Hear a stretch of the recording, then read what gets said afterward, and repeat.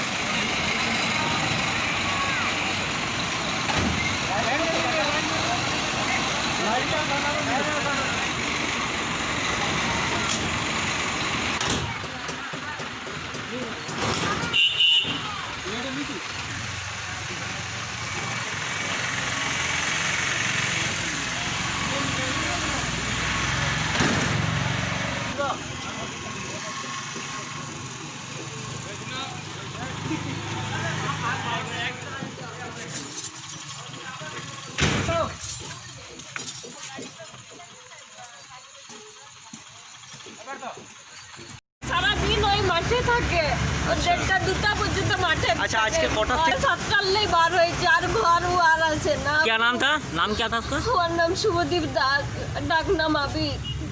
बाबर नाम? বাবার নাম প্রসন্ন দাস। और अपना नाम? আমার নাম কাঞ্চন দাস। अच्छा, कब से ये लापता हुआ? मैंने সকাল থেকেই পাই না। ওই যে 7:30টায় ঘরে বেরিয়েছি আর ঘর আসে না। তো কি মনে হচ্ছে কারো সাথে গেছে বা কোথাও? ওই ছিলাটাই জানে। ওই ছিলাটা বলছে আমি ছেড়েছি, আবার ও কোথায় ছেড়েছে ওই ছিলাই জানে। বলতে পারছে না কোন জায়গা থেকে ছেড়েছে? যার সাথে গেছিল তার নাম? ওর নাম লিচু। লিচু? ভালো নাম? কোন তবে ছিলা দেখতে পাই না। সবাই বলছে কেউ দেখি না, আর ওই ছিলাটার সঙ্গেই দেখেছিল।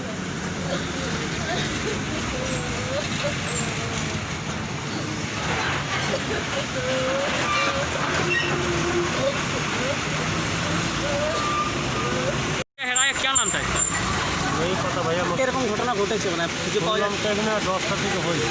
কি মনে হয় কি হবে দেখুন, দেখছে তো ওর চেষ্টা করছে কিন্তু বুঝতে পারা যাচ্ছে না। बच्चा को अभी वो तो देखे अभी तक नहीं मिला है। कहाँ खोज रहा, कहाँ है? वो नहीं बता सकते भैया, वो लोग का काम वो लोग कर रहे हैं। কোথায় খুঁজছে? কোথায় খুঁজ জোরে জানি না, একে সামনে একটা পুকুর আছে ওখানে খুঁজ। আপনার নাম? সুনীল রুইদা। ফোন করে সিভিল ডিফেন্সে ডেকে দিন। সিভিল ডিফেন্সে আমি মেসেজ করে দিয়েছি অলরেডি। আচ্ছা ঠিক আছে স্যার। আপনার কি নাম আছে স্যার? सर आपका नंबर बोलिए सर। 8697979454।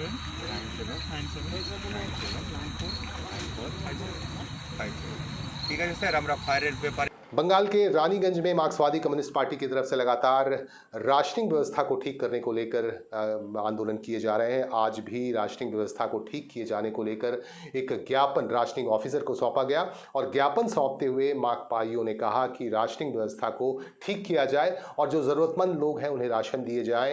साथ ही जो राशन दिए जा रहे हैं वह ठीक नहीं है, बहुत ख़राब हालत में है वो राशन, और राशन के स्तर को बढ़ाया जाए, ठीक किया जाए, ऐसा कहा है माकपाइयों ने। आइए दिखाते हैं ये रिपोर्ट आपको। रानीगंज में मार्क्सवादी कम्युनिस्ट पार्टी ने राशनिंग व्यवस्था को लेकर आंदोलन छेड़ रखा है।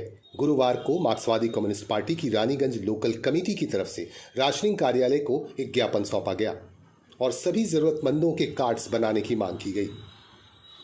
इसके बाद राशनिंग ऑफिसर को एक ज्ञापन भी सौंपा गया, साथ ही 150 फॉर्म्स दिए गए। माकपा नेताओं का यह भी कहना है कि राशन डीलर द्वारा जो अनाज दिए जा रहे हैं वह खाने लायक नहीं है।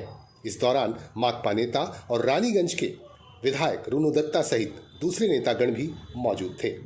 अब देखना यह है कि आंदोलन का क्या नतीजा निकलता है, राशनिंग ऑफिसर किस तरह के कदम उठाता है। खास बात इंडिया, रानीगंज।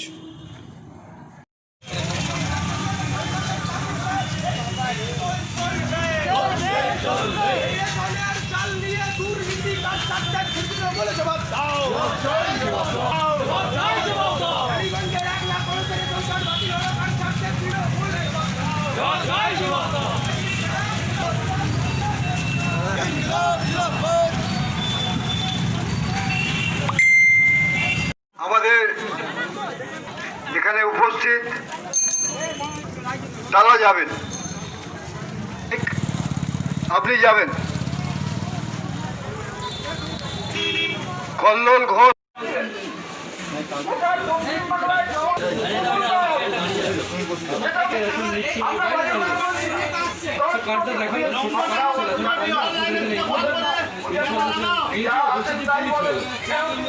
এইটা ঠিক বোঝা না পারে আমরা কতদিনের মধ্যে পেতে পারি আর যারা দরখাস্ত জমা দিচ্ছিল এরকম আরও আসবে। সবাইকে বলেছি আরও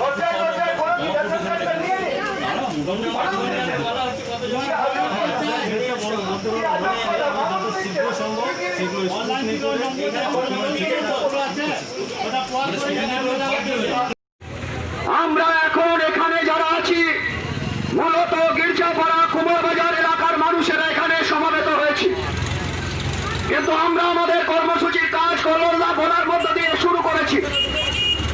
আমাদের রানীগঞ্জের বিধায়ক কমরেড রুনু দত্ত তিনি এবং কমরেড সুপ্রিয় রায়ের নেতৃত্বে মিছিল আসছে। স্বাভাবিকভাবে আমরা আমাদের কর্মসূচিতে এসে কথা বলতে চাই। खेलकूद को बढ़ावा देने के मकसद से बंगाल के कुल्टी में फुटबॉल टूर्नामेंट का आयोजन किया गया। वार्ड नंबर 102 जो आसनसोल म्युनिसिपल कॉरपोरेशन के तहत आता है, 102 नंबर वार्ड में फुटबॉल टूर्नामेंट का आयोजन किया गया और इस आयोजन में काफ़ी तादाद में खिलाड़ी मौजूद थे और सबका उत्साह देखते बन रहा था। आपको ये बता दूं कि इसका उद्घाटन स्थानीय विधायक उज्ज्वल चैटर्जी ने किया और तृणमूल के काफ़ी नेतागण और कार्यकर्ता भी इस दौरान उपस्थित थे।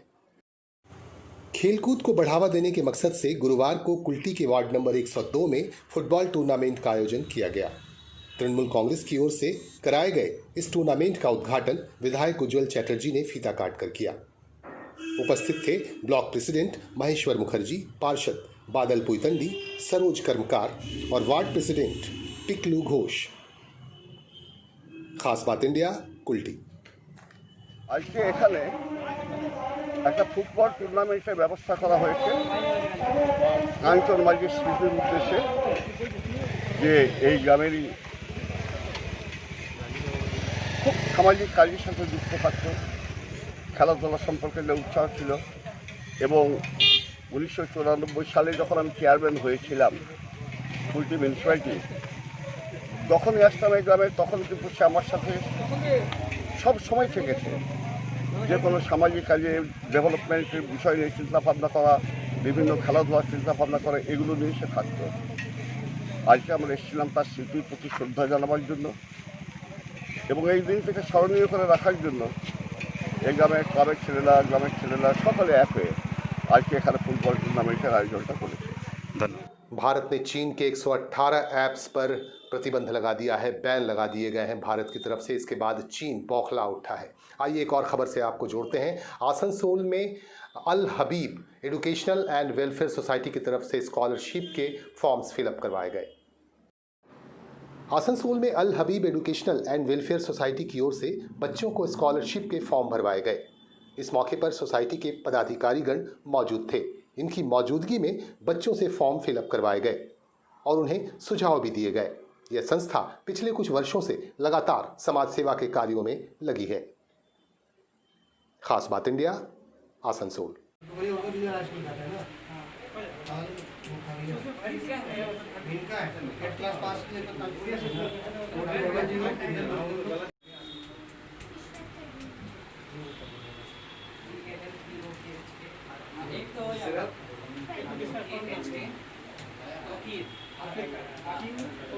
परसेंटेज क्या है? 35% है और 45। फॉर्म चाहिए। यहाँ जो फॉर्म दिए थे हाँ उनको दिए थे।